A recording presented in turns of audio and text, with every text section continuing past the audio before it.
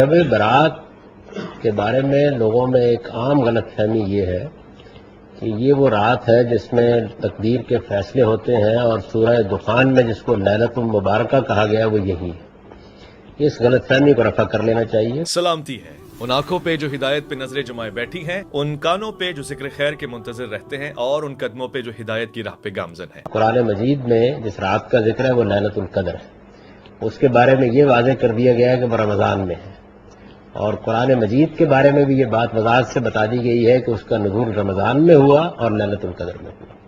سورہ دخان میں جو لیلۃ المبارکہ ہے وہ بھی وہی لیلۃ القدر ہے، اور انا انزلناہ فی لیلۃ القدر میں جو بات بیان ہوئی ہے وہ بھی اسی کے بارے میں بیان ہوئی ہے۔ اس لیے قرآن مجید تو کسی شب برات کے ذکر سے بالکل خالی ہے۔ حدیثوں کے اندر بھی صحیح حدیثوں میں کوئی بات بیان نہیں ہوئی۔ ایک واقعہ بعض روایتوں میں بیان ہوا ہے کہ سیدہ نے یہ دیکھا کہ نبی صلی اللہ علیہ وسلم رات کے وقت بستر پر نہیں ہے، تو آپ ان کے پیچھے حرم قبرستان تک گئیں پیچھا کرتی ہوئی، اور آپ نے دیکھا کہ آپ وہاں قبرستان میں لوگوں کے لیے دعا کر رہے ہیں۔ یہ روایت ہے۔ اس روایت میں بھی بڑے اعتراضات پیدا ہوتے ہیں، یعنی سیدہ قبرستان تک کیسے رات کے وقت چلی گئی، نبی صلی اللہ علیہ وسلم جانے کی کیوں ضرورت محسوس کی؟ لیکن تھوڑی دیر کے لیے مان لیجئے اس بات کو کہ یہ روایت ایسے ہی ہے، تو اس سے بھی کسی رات کے بارے میں کوئی خصوصی بات معلوم نہیں ہوتی۔ تو جہاں تک حدیث کا تعلق ہے، قرآن کا تعلق ہے، وہ تو شب برات کے ذکر سے بالکل خالی ہے۔ اس وجہ سے اس میں نہ کوئی احکام بیان کیے جا سکتے، نہ کوئی بات کہی جا سکتی ہے۔ جب ذکر ہی نہیں ہے سرے سے تو پھر کیا کہا جا سکتا ہے؟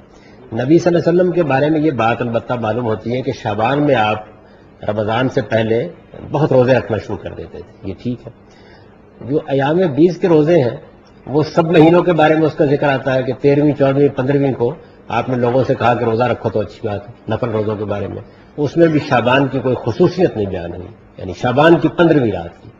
تو اس وجہ سے یہ شب برات کا جو کچھ بھی تصور ہے یہ کچھ ہمارے ہاں ہی بہت زیادہ ہے، اور میرا خیال یہ ہے کہ کچھ ایرانی اثرات کی وجہ سے پٹاخے چھوڑنے اور اس طرح حلوہ مانڈا اور دوسرے اور بہت سے اہتمام کرنے کو لوگوں نے اختیار کر لیا ہے، ورنہ قرآن حدیث میں جہاں تک میں تحقیق کر سکا ہوں کوئی بنیاد اس کی دستیاب نہیں ہوتی۔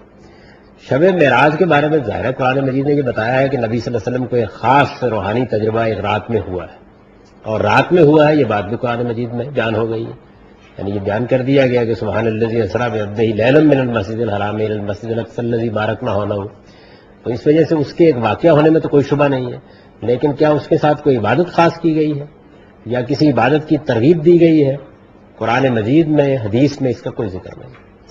صحابہ کرام جو نبی صلی اللہ علیہ وسلم کے تربیت یافتہ تھے ان کے بارے میں بھی کسی جگہ کوئی ذکر نہیں آتا کہ وہ اس رات کا کوئی خصوصی اہتمام کرتے تھے یا اس کو مناتے تھے یا اس میں کوئی عبادات خاص طور پر کرتے تھے، اس کا ہرگز کوئی ذکر نہیں۔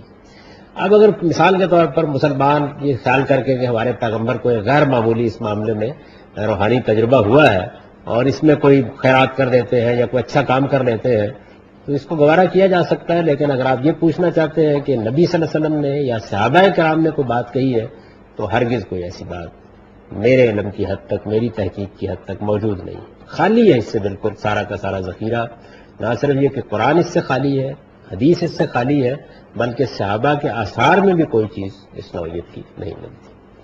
تو یہ تو آپ کے شب برات اور شب معراج کے سوالوں کے بارے میں۔ اس کے بعد آپ نے کیا چیز پوچھی تھی؟ درود کے بارے میں یہ بات سمجھ لیجئے کہ میں یہ عرض کر چکا ہوں کہ یہ فارسی کا لفظ ہے اور لوگ سمجھتے ہیں معلوم نہیں کیا چیز ہے۔ یہ دعا ہے رسالت مآب صلی اللہ علیہ وسلم کے لیے بلندی درجات کی، اور خاص طور پر جب منافقین نے آپ کی ذات اور آپ کے گھر اور آپ کی ازواج مطہرات کو ہدف بنایا ہوا تھا، اس وقت مسلمانوں کو اللہ تعالیٰ نے یہ حکم دیا کہ وہ آپ کے لیے نہ صرف یہ کہ اپنی محبت کو قائم رکھیں بلکہ دعائیں کریں اور آپ کے لیے بلندی درجات کی دعائیں کریں۔ خاص موقع ہے اس بات کا جو سورہ احزاب میں یہ بات آئی ہے، اور اس وقت منافقین کے مقابل میں گویا سچے اہل ایمان کو اس کی تلقین کر کے یہ بتایا گیا کہ ان کا رویہ اپنے پیغمبر کے بارے میں کیا ہونا چاہیے۔ یہ اس کا پس منظر ہے۔ یہ جو درود ابراہیمی جس کو کہا جاتا ہے اس کی اہمیت یہ ہے کہ جب رسول اللہ صلی اللہ علیہ وسلم کے بارے میں بیان کیا جاتا ہے کہ ایک جگہ صحابہ کرام کسی مجلس میں گئے تو وہاں لوگوں نے یہ کہا کہ اللہ تعالیٰ نے ہمیں ہدایت فرمائی ہے قرآن مجید میں کہ ہم آپ کے لیے سلام بھیجیں، آپ سلامتی کی دعا کریں اور آپ کے لیے رحمت کی دعا کریں۔ تو سلامتی کی دعا تو ہم نے سیکھ لی ہے، لیکن رحمت کی دعا کرنے کا آپ کے لیے کیا طریقہ ہے؟ ظاہر ہے کہ آدمی خیال کرتا ہے نا کسی اور کے لیے دعا کرنی ہو تو بہت آسانی ہوتی ہے، تو بار بار پوچھا اور بتایا جاتا ہے کہ آپ خاموش رہے، پھر پوچھا خاموش رہے، بلکہ صحابہ کو یہ خیال ہوا کہ شاید آپ کو ناگوار گزرا ہے سوال. پھر بہت توقف کے بعد تیسری چوتھی مرتبہ جب لوگوں نے پوچھا تو آپ نے پھر یہ طریقہ سکھایا، اور اس میں بڑی تواضع ہے. یعنی حضور نے کیا کیا؟ رخ موڑ دیا لوگوں کا.